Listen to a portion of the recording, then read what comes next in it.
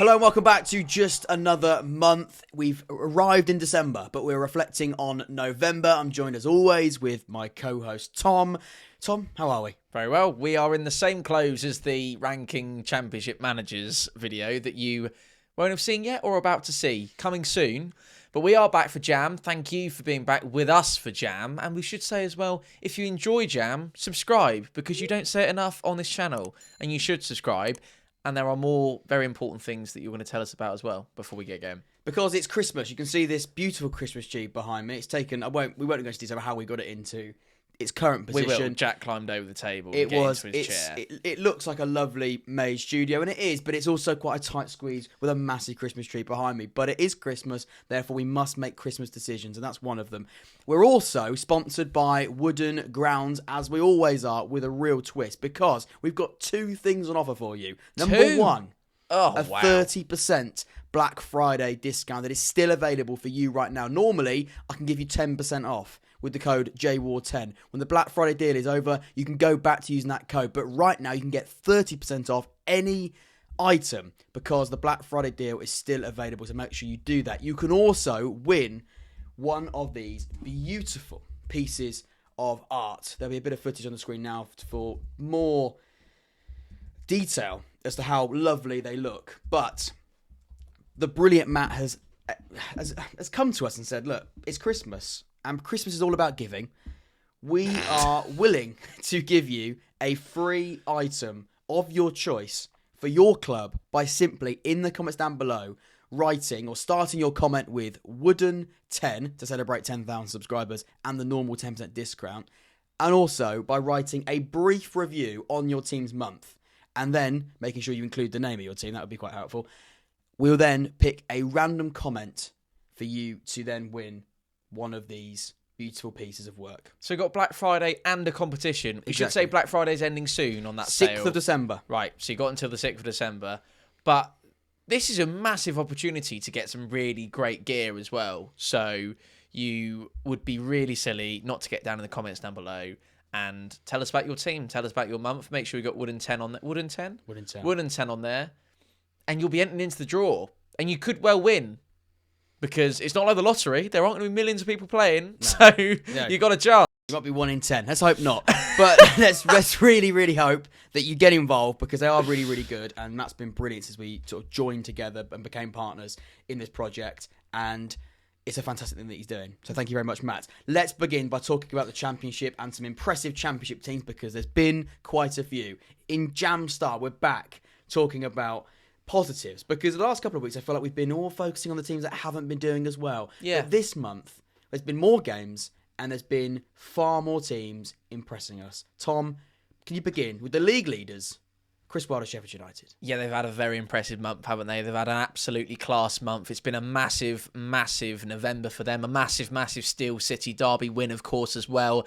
The only single blemish on the otherwise perfect month is the Coventry game, down to 10 for a large period in that game, and albeit surrendering from a winning position, they still managed a point away from home, which, as we always say, don't turn your nose up at in the Championship, even if you're Sheffield United and you're gunning for the title.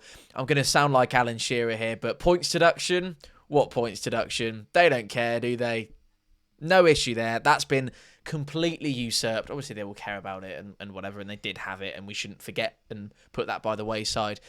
But it's as if it never happened. And a big thing for me, Jack, and I don't think it's probably the salient thing, and it's probably not what Sheffield United fans watching or people who've watched Sheffield United so far this season would immediately point to. But on that pitch, all over it in terms of the starting 11, I think there's an argument to be made that they have probably the single best player in a lot of departments all around the pitch in the Championship. You start at the back, you think Michael Cooper, I think he's in an argument to be one of the best keepers at this moment in time. Yeah. You look at Harry Souttar, who is an absolute mountain of a man. He's a rock. He's brilliant. I know he got sent off on Friday night, but he's been immense. You look left back, Harrison Burrows. I think he's awesome. It may be a little bit of a different package to what your traditional traditional Championship left back would offer you. Vinny D'Souza as part of that midfield double pivot, I think he's immense as well. I don't think there's probably any better player in his position. Gustavo Harmer, Are you going to get any better? Championship. Shouldn't be in the Championship, but are you going to get any better than him? No. Even in the 10-year-old Callum O'Hare, I love to bits. I know he's a little bit of a SH1T house, but I think he's immense. Raksaki right wing, all over the place. I'm looking at that starting 11 and I'm thinking, you're not getting any better in the Championship than that. There is nowhere that I look of any team up and down the division. Middlesbrough, perhaps. We're going to come on to them a little bit later on. The other side of that game on Tuesday night, Chris Rigg, Callum O'Hare, maybe there's an argument in that. I don't think maybe anywhere else over the pitch other than, other than maybe you're looking at your Dennis Serkin if he's fit and firing and available to maybe displace Sutar in that argument. But the point I'm making is they have the best players in the Championship, that they have proven themselves to be the best players in the Championship. And when you are a team littered and full of those, I don't think there can be any arguments. Immense month for Sheffield United. Long may it continue for them, because I think they're not starting to run away with it, but they are proving to me why they are absolute title candidates. They are almost a nailed-on Premier League side in waiting, or to get back to the Premier League. And I'm really excited to see what the rest of the season holds for them. What I love about Sheffield United as well is the variety and the difference in the way they're winning games too. Yeah. And we've seen them win. Not ugly is a strong word, but against Sunderland it was a different way of winning compared to Oxford in the week. Oxford, it was again, different type of opposition, but it's important that you can win against different types of opponents and do it in different ways as well. Because that's what the best teams do. Because the best teams don't, fall down to the level. They don't go almost tumble their abilities based on who they're playing. They're able to approach games differently and come out with the same number of points. And a lot of the time this season, it's been 3 points, and the full set of points they're able to pick up. Against Sunderland, I was so impressed. Against Coventry too, even that 2-2 draw, that second half was a really strong defensive performance when Coventry were piling the players into those attacking areas, and they kept really strong. There's a real robust side about them, which has always been the case when Chris Wilder's been managing a football club, but there's also a real dynamic, a real flair, a real technical ability, an eye-catching side to a Sheffield United side that I think has been missing over the last couple of years, and that is really, really exciting me. By far, I think the most impressive team in November, and that's what that category is all about. Let's talk the next team then, because Millwall, who I saw yesterday, have also been very, very good.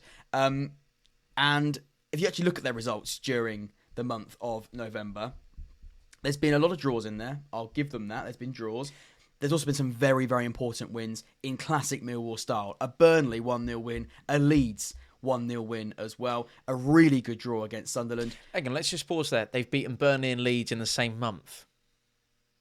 In true style, yeah. that Neil Harris would want his side to do so as well. That's big.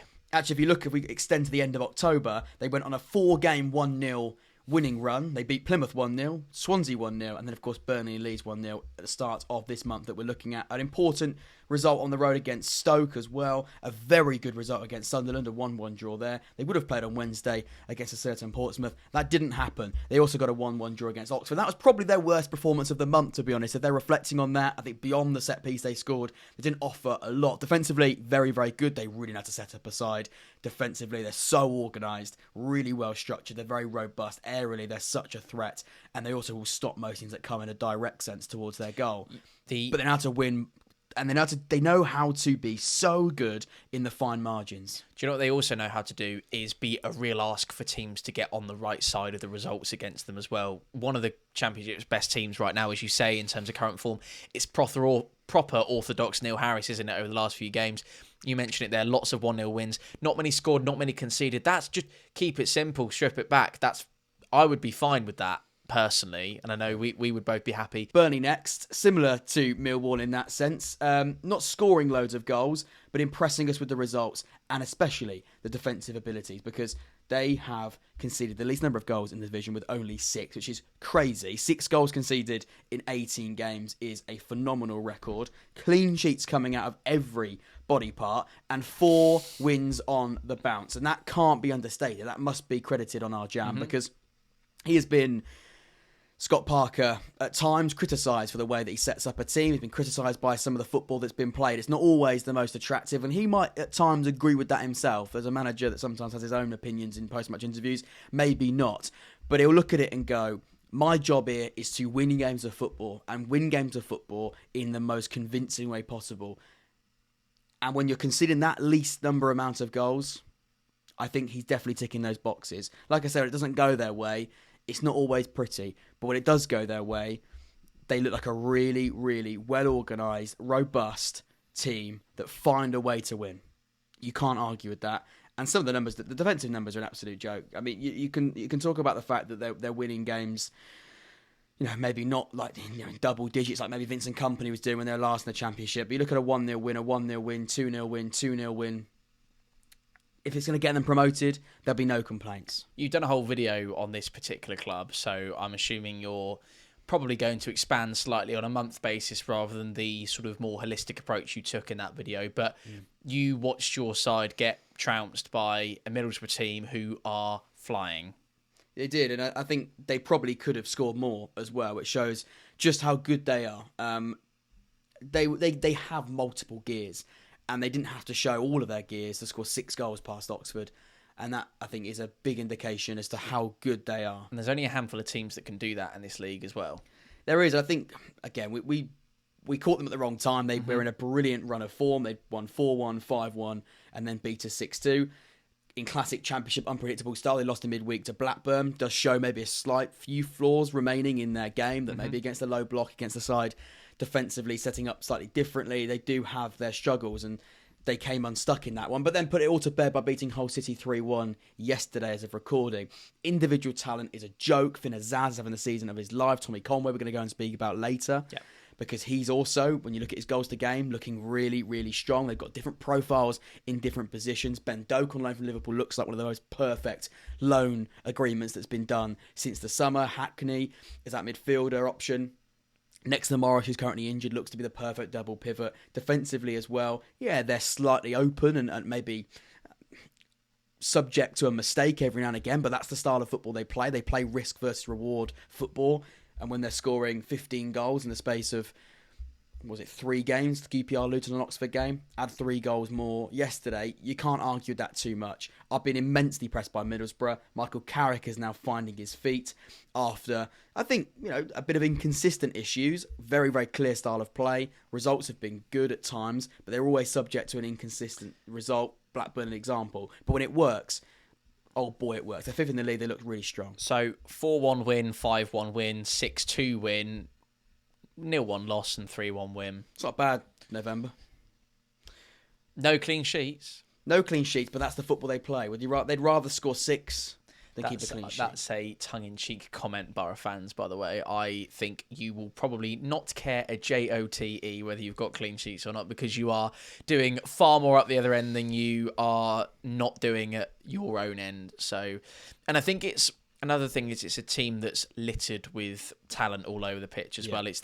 I mentioned Middlesbrough when I was talking about the Sheffield United thing, whereby they've got the best sort of players in the Championship in various different positions. I think Middlesbrough are a very close second. If not, you could maybe argue on part of that, because they're just it's a Championship super team, isn't it? Because it is. And we are expecting them to be right up there, aren't we?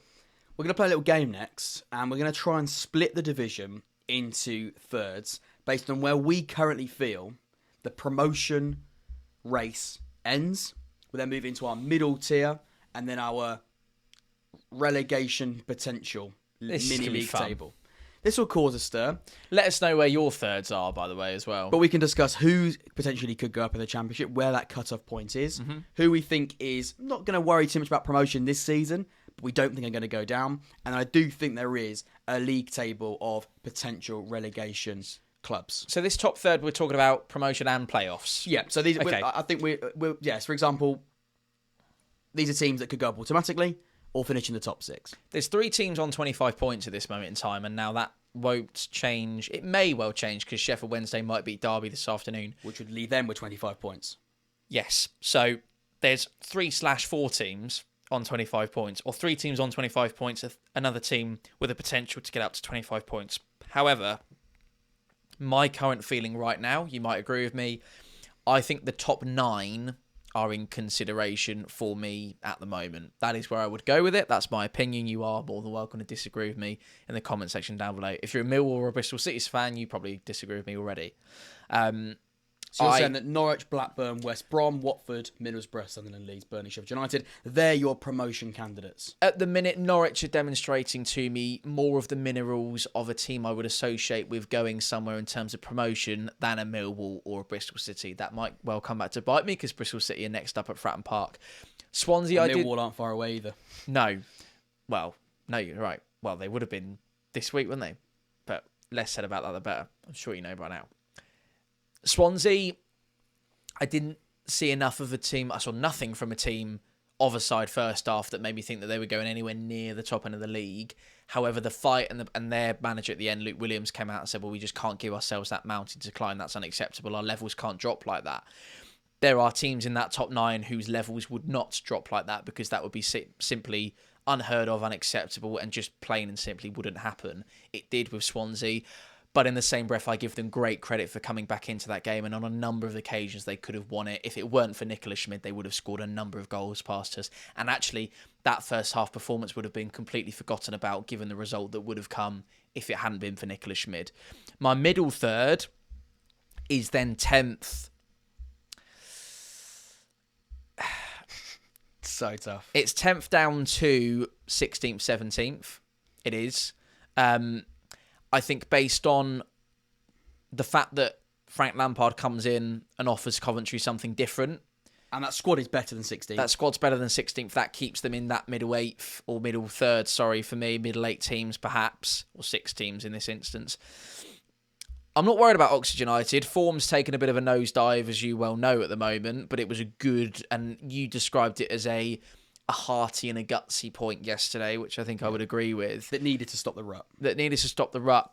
I'm looking at 17th down to being your candidates for relegation. We're definitely candidates at the moment. Way. I think you are, but I think you are the most north candidate on the league right now, or in the league right now. Where do your thirds sit? Are there any, just to pick up on that for you, is there any, would you swap Coventry for a team in that middle third? For example, would you say Derby aren't in that at all? Or because I think I'm always cautious about a team that gets promoted like we did a little bit, and then because of how tight it is, very, very quickly. I mean, we're talking about us being candidates, and because it's so tight, this is a conversation that's very, very difficult to have. Derby are only 2 points better off than Oxford. Put it this way, Derby got to play this afternoon as well, don't forget. So that could be have changed by the time this video comes out, for better or for worse. Right, let's do mine then. Go on, talk me through it. I think Sheffield United, Burnley, Leeds, Sunderland, Middlesbrough, Watford, West Brom, Blackburn, Norwich, and I'm going to give Millwall and Bristol City credit. Cool. Simply because I like Bristol City. So 11 teams in your top third? I think at the moment it is. If I'm being really harsh, I actually would agree with you. I think Norwich probably are the cut-off point. And I've done it in a way that I think I look at goal difference. I think that's quite telling. Mm-hmm. So if you actually look at 12th, Swansea, they are on a positive goal difference. Beyond that, Sheffield Wednesday are on -6, which suggests that there is a bit of a drop-off in that bottom half. And there's a slight divide. The reason why I'm not putting Swansea in there is I look at the goals that tally. It has slightly improved in recent weeks, but I'm not quite sure if we've got I don't know if we've got an output that is consistent enough for me to say they're in that top 6 conversation. Mm-hmm. They're playing a very, very good brand of football. They might prove me wrong in January and bring in an abundance of talent that can, again, finish a lot of the opportunity that they do recreate in this very, very attractive style that Luke Williams has adopted. Bristol City and Millwall I'm putting in there because I like Bristol City and the way they are managed when it works really well. The only thing I've got about Bristol City, and it's always the case every single season, is the inconsistency. When it works well, they'll thump a team and look like a side that should be in the top 6. They also will come unstuck and look like the mid-table Bristol City side that we've seen for years and years. Millwall, you just can't write Millwall off. You just can't, because if they can continue doing what they're doing and winning games tightly and being hard to beat, with Harris at the helm, with Harris there, I don't see a way that you can't put them in that top end conversation. And when Harris and Millwall are ticking in the right place, it's a dangerous, dangerous opposition. So I'm going to finish it off at 11th. If I'm being brutally honest, I think Norwich, similar to you, is where I'm looking at. Where's your drop cut off? I'm going to go 11th. And then the drop? I'm then going to go, the same as you, in between 16th and 17th. However, I'm probably going to be quite harsh on Derby. I think you've had a really good start to the season. However, I'm going to swap Derby and Coventry, if you like, and say that Coventry will move out of that conversation comfortably, and then say Derby are going to fall into it, which means I think I'm going to go with Derby, Oxford, Preston, Luton, Cardiff, Plymouth, Hull, QPR, and Portsmouth. So that middle third would then consist of Swansea, Sheffield Wednesday, Stoke, and Coventry. Shall we chat underwhelming? Does that make sense, everybody? Leave your thirds in the I comments thought that was below. that felt like it came across quite well. I've got two teams to talk for underwhelming, as you would have seen. Jack got a couple of not overwhelming, impressive. You can't. That's a weird thing, isn't it? You can be underwhelmed and overwhelmed, but you can't be whelmed. No. You can be unimpressed, impressed. You can't be pressed. No. You can if you're a bottom championship side If you're Sheffield United against an the attack, top team, against the top team. Well, I mean, you could be with us as well. Underwhelming sides. I've got Preston and Plymouth to talk through. Preston, I am going to tackle first. They've not won a game in November, so automatically that comes under our underwhelming category regardless. I saw their performance against Pompey with the whites in my eyes, and it was a first half that really did stink the gaff out, unfortunately. It was really poor. They created nothing. They offered nothing. They basically let us have a field day where we could have scored maybe a couple more than the two that we got. A first half, actually, where I thought that, when you have those training statues that you just stick in the ground and they stay there, it's pretty much like that. And I mean, no disrespect there. They created nothing. They let us have all sorts of the ball, the chances, the lion's share of the game. They got an early goal second half. They'd obviously given the hairdryer treatment from Paul Heckingbottom, and they were better second half. They still come away 3-1 winners. Colby Bishop comes on, and it's the dramatic story. Preston weren't the headline that day. They would have been for their own fans, because that was a really, really bad day. And actually, it's similar to what you saw with Millwall. You've seen a side this season, or this month, that you maybe caught them in their worst performance of the month. I think I maybe had the same with Preston, but it's still not been a good month regardless. So you kind of got to put that into perspective. I'm then going to put it into perspective even more so and say Preston's last three, however, draws with Sunderland, West Brom, Derby and Stoke. There's some decent points in there, and the calibre of the sides that they're playing has got to be taken into account, because a draw with Sunderland and West Brom for Preston. And by all accounts, that second half against West Brom, they were better. Sunderland, they look like the better side in patches as well. So, there's. It's just important that Preston, they have to be better against teams down there with them. Of course they do. And if you can do that and then also pick up your points against that's what to get out of it. Yeah, then you'll be absolutely fine. Yeah. So that was what I would say on Preston. Plymouth, I think the best way I can describe it is there is a poll up and running that has over 1,000 votes at the, when people reply to the full-time thing. Yeah. Someone's asked, which Rooney will be voted out first, Wayne or Colleen? Obviously, Colleen Rooney in I'm a Celebrity, Get Me Out of Here in the Jungle at the moment. It's a really good poll, actually. Wayne Rooney, which way would you vote, Wayne or Colleen, at the moment? I think, I'm a Celeb finishes in a couple of weeks. So, to be fair, Plymouth have got some big games coming up. Oxford next weekend for them is massive. Is the Jungle still going on for another week? The Jungle's going on for another couple of weeks. Go on. I think Colleen maybe will be I think she'll be out of the Jungle before her husband gets sacked. So of the 1,000, that's a bold claim that can be clipped up.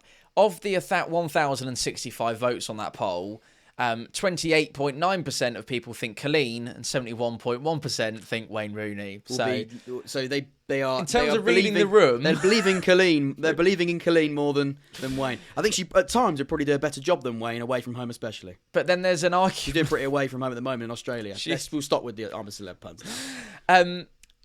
There is then an element of the fan base that says, well, you can't blame Wayne Rooney. These players are nowhere near good enough. The midfield is horrendous. You've got to back the manager in January. Are we going to get any better than Wayne Rooney if we sack him? So from the outside looking in, it feels like a fan base stuck between a rock and a hard place. There'll be some that will be very, very pro sticking with Wayne Rooney, stick with what we've got, let's hope things improve. There'll be others, someone are watching potentially, who have been on the road this week, watch them concede 10 goals and watch them put in some absolutely abject performances. Where you are on that spectrum is completely up to you, Plymouth fans. But if you put in too many of the Norwich 6-1s, the Bristol City 4-0s, all goals conceded in the second half in that game, by the way, you are sleepwalking into something that is very, very dangerous and something that could see you end up playing League One football very, very soon. So, well, not very soon, in May, but you know what I mean, or next season. So, yeah, it's not been a good month for Plymouth by any stretch of the imagination, and I think that poll basically summarises where everyone's at right now. Hull City next, and they lost 5 games in the month of November, which isn't fantastic. They picked up just 1 point, and that was on the 2nd of November against Portsmouth. So 1 point from 6 games, 5 defeats, and a manager losing his job in Tim Volter. So that's not great, is it? That's not great whatsoever. We don't need any more evidence to put them in underwhelming, do we? If you're sacking your manager, it's never a great sign. No.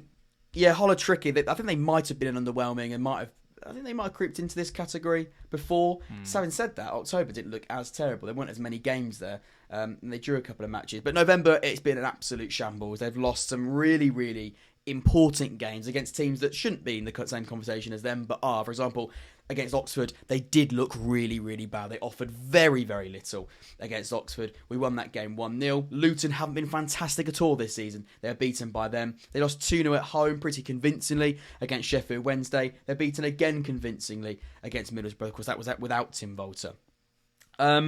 I just don't quite know where Hull currently are. There was a real rejig in the summer. There were quite a few players that left the club. Quite a few players came in. A new manager after Liam Rossigna was I guess some people would say harshly sacked. I think that definitely is now evident with the way they started this season. There's a real concern about them. I don't quite know where they go. Their next appointment's important. I've seen a few names linked. I'm not overly convinced. And that squad needs direction, because it's not a terrible squad. It does need work, for sure. It is a bit patchy in areas, but it's far better than the side currently in the bottom 3. And a side that were knocking on the door of the playoffs last season, they've fallen heavily. And I'm really, really concerned about them. Waiting to see the next appointment, but they definitely have to be in that disappointing category. They sacked in Volter, and they've picked up just 1 point in November and lost 5, which is bad. Regret the Liam Rossigna decision, do you think? I think you have to. The owners, I think, from all accounts, the owners have been pretty stubborn, and I doubt that he'll say. I think it is a male that runs that football club. I don't think he is going to ever come out and say that it was a bad decision, because we know what these owners are like. They're very, very they're stubborn. They believe in their own decisions, and they'll argue that the Liam Rossigna circle had come to an end, and cycle rather. But I think they would have looked at the appointment in Tim Volter very differently, because he'd never managed in England before. He had a very good record in certain German clubs. There were a few doubts and a few flaws in his game before he got appointed, but at Hull City it really did not come together. He struggled to warm with the supporters. He's lost his job, and they're in a pretty terrible position as we start December. Should we do new boys? Let's start with Derby County. I feel like we never start with Derby. No, we always just go Oxford and Pompey, don't we?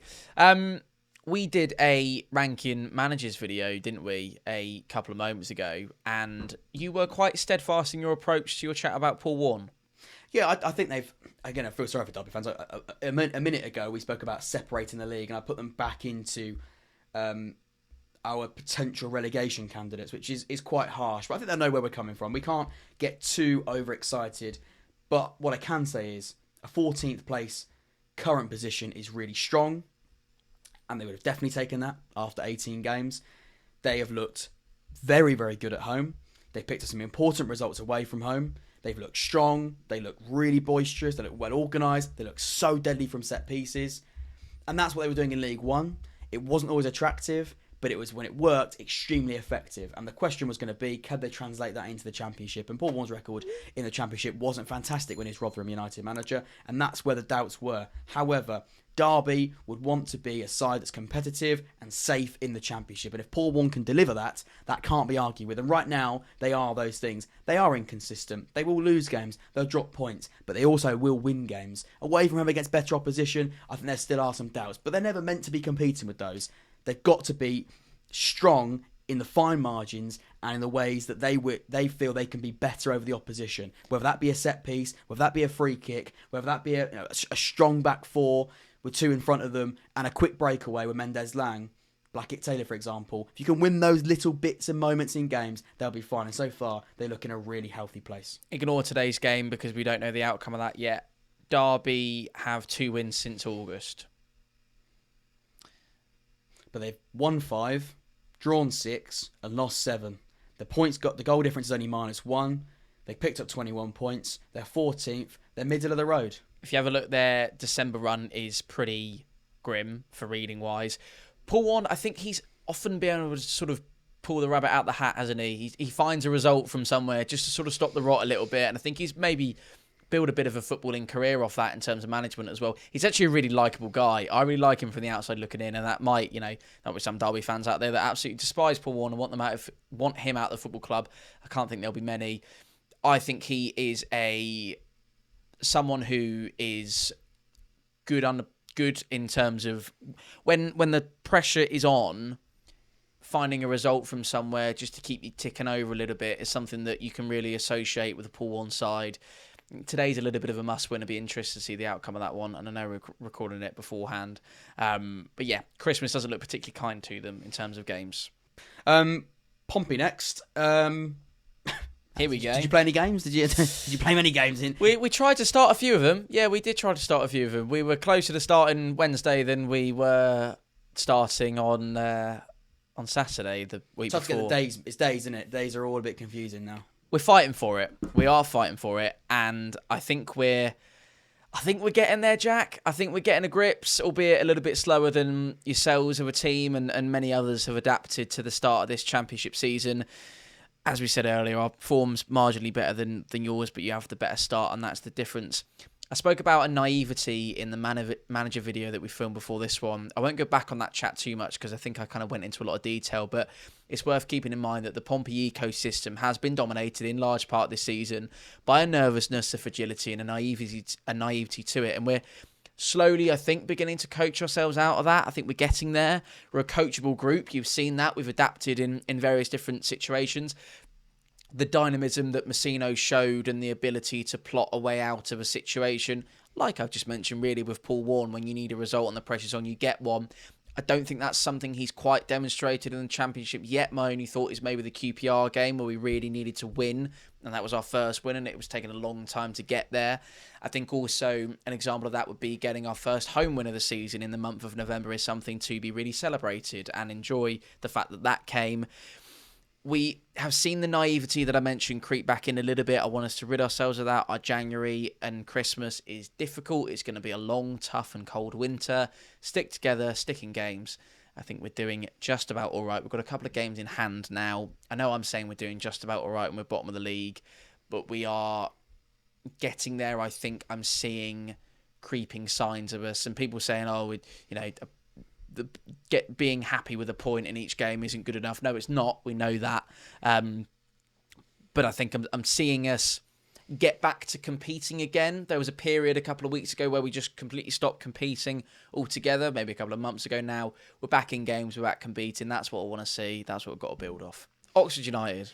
I'm going to use the word competing as well, because I think for a large amount of the season, we have been very, very competitive. In the majority of our games, I think we have been competitive.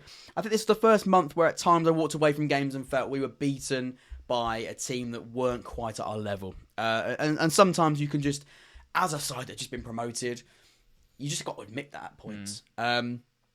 We bought ourselves a good start because of the results we picked up based on that momentum from promotion from League One and the playoffs and the playoff win. Whilst we were playing well, that wasn't all on vibe, that was playing well, but also a help that does tend to happen when teams get promoted via the playoffs. You do start quicker and start stronger. We then had a few injuries to key players. Cameron Brannigan was one. He's back now, but we've got still quite a few wide players that are missing. And we know how important the pace and the ability to play on the break is in a Des Buckingham team, but especially in the Championship when you're Oxford United, because you're not going to have the majority of the ball. Being threatening on the break is important. When injuries to the quicker players, your dynamic wide players, that is a slight issue. We changed formation in the month as well to suit the injuries or to adapt to the injuries that have been faced against us. That worked at points. We got a really good, important win against Hull City. We then looked good against Watford, but lost that game 1-0. We're outclassed totally, I'd say, against Middlesbrough in that 6-2 defeat. Sheffield United, that 3-0 defeat. Again, it was a case of we're getting beaten by teams that just look another level. And I know this isn't the most analytical piece I'm going to give you, but I watched that game against Sunderland between Sheffield United and Sunderland after they'd beaten us 3-0.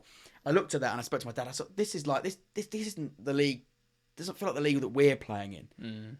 That was like watching a game in the Championship when we're still in League One. It comes back to gears, doesn't it? It's the gears, it's the quality of player. Gustavo Hamer should not be competing in the Championship but he is. You just can't deal with that. You can't deal with that. And that doesn't say that we should be written off and we should, just not decide to turn up at all against those and not be competitive, because that's not the way that elite football works. And these are all professionals that want to and believe they can get a result against anybody. But on reflection from a few games this month, I think we all looked at it and went, yeah, I just think that we are coming against a really strong outfit that look on another level. Derby have just taken the lead against Sheffield Wednesday. We then looked really good, I'd say, in the last 10 minutes against Millwall, which was really frustrating because we were just coming unstuck for a large amount of that game. But it came back to the point. It was a decent point to end the rut.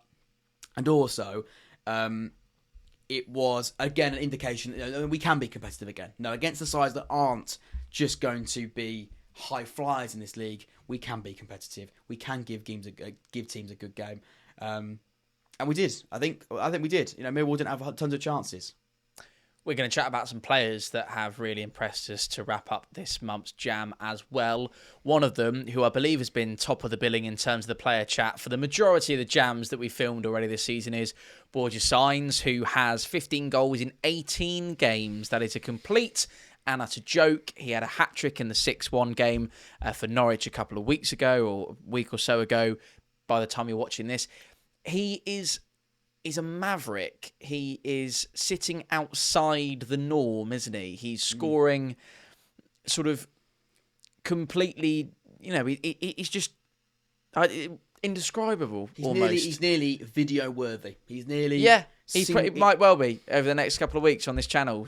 Stay tuned. He is an individual monster. And that's maybe the reason. No, I think it is the reason. Norwich are the Championship's top goal scorers right now. Middlesbrough are very shortly behind them. But what do you put being top goal scorers in the Championship down to? A player who has 15 goals in 18 games. He is a difference maker. He makes that Norwich side what they are. 15 goals and 2 assists. Yeah. Joke. Another player that you're probably going to broaden the chat out to Middlesbrough, but someone who I actually saw score his first league goal of the season in a Borough shirt is Tommy Conway. Now, he had come on the pitch only a couple of minutes before this happened, and Owen Moxon rather clumsily gave away a penalty, and up steps Tommy Conway. And I knew, bits about players, don't you, from sort of a previous life, and I knew that he had done well for Bristol City, and I knew he was this... maybe a bit of a premium signing in terms of the Borough recruitment market, and it's an outstanding piece of work from their recruitment department. 9 starts for Tommy Conway, 8 goals. He's the third highest goal scorer in the league, but probably more importantly, Jack, his goals per 90 numbers are immense, and he's working really, really.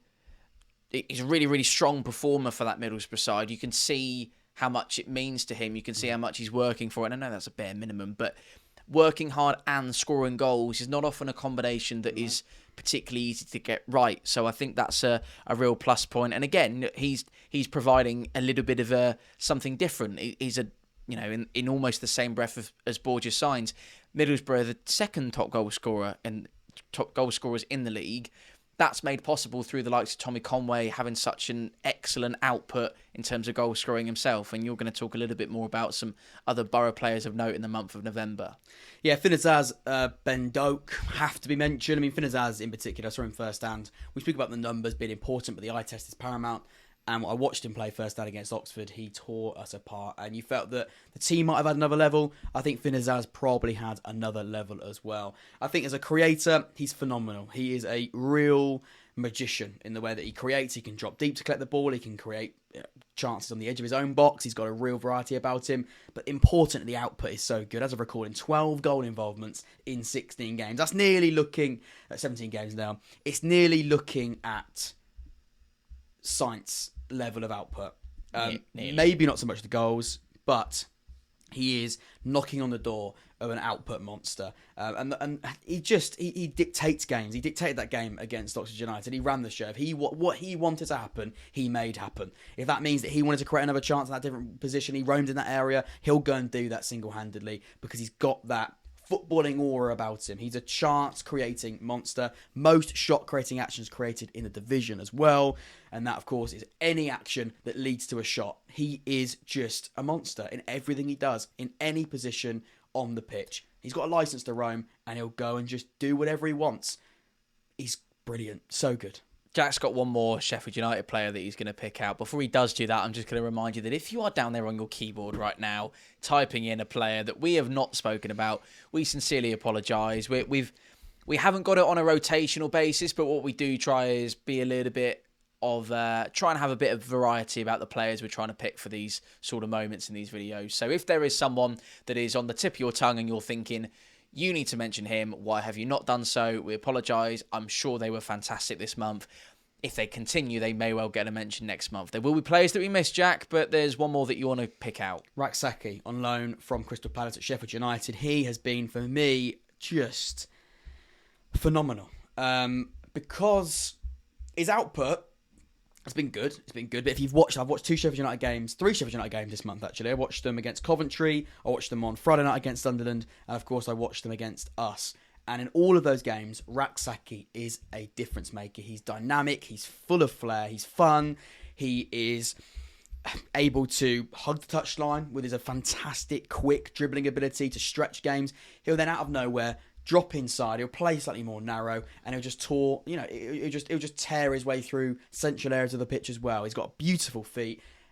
He is, again, similar to Ben Doak at Middlesbrough, an example of a fantastic loan move. Similar position as well. There's been some pretty good wide player loan moves this summer. Ben Doak, Raksaki, both players that we've highlighted in the month of November that have impressed us. And like I said, there'll be players, and like you said, there'll be players that we've missed. But bear with us. There's been some great talent in November. We normally now talk about managers. Yes. However, we're not going to do that today because very, very soon, just a couple of days, I imagine, from when you're watching this, we are going to be ranking every single 24, 25 Championship manager and go into detail about the newly appointed ones as well, or the newly appointed one this week in Frank Lampard, the sacking of Tim Volta in slightly more detail, and of course every other manager will be ranked into 5 different tiers. Stay tuned for that. I don't know about plenty you. of conversation and debate. The best time or the best way to not miss that would be to subscribe and turn notifications on. It's almost like YouTube have created a button in which you can do that.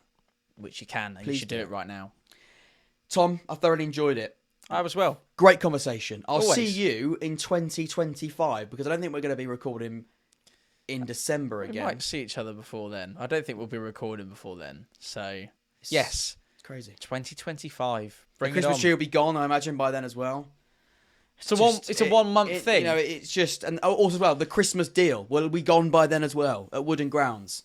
Make sure you get involved in the comments down below. Wooden 10 with a brief description of your team's month for a chance to win a free piece of Wooden Ground item of your choice. I imagine the club you support. And also, 30% off. The Black Friday deal is available until the 6th of December. Don't miss that. Link to the website which you can buy any of those items will be in the description down below.